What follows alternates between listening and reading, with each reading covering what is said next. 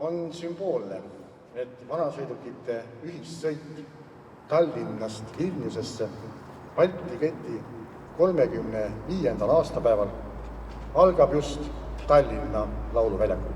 Ma tänan teid, et te jutustate oma sõiduga kõigile lugu, kuidas me oma vabaduse uuesti kätte saime. Näen kummi. Ma ei arvanud iial, et mootorratas võib nii mõnus sõiduvahend olla. Ta oli aeg, kus ma vihkasin neid, nii sõitjaid kui mootorrattureid.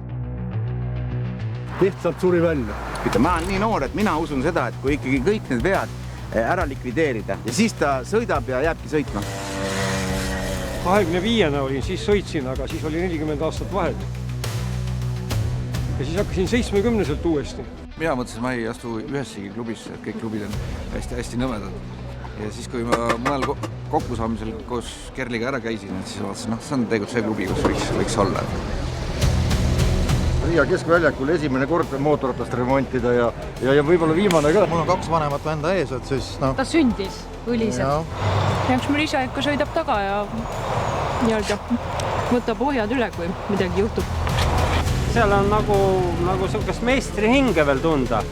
Et seal on nagu natuke teistmoodi kui tänapäeval. Ma olen vanglasse, seal midagi juhtub. Kui juhtuks, siis tunduks nagu võib-olla liiga tavaline. Aga kui midagi juhtub, siis ja see korda saab kuidagi, et siis sa tunned palju suuremat rõõmu.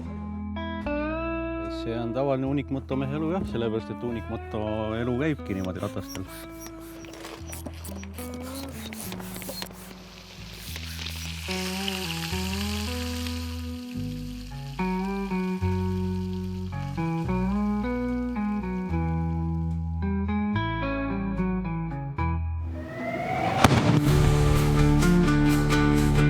Klassikud on öelnud, et see on ravimatu haigus.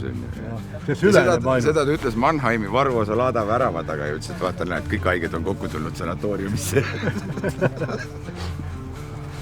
Jah, see on ikka suur asi. Suur asi.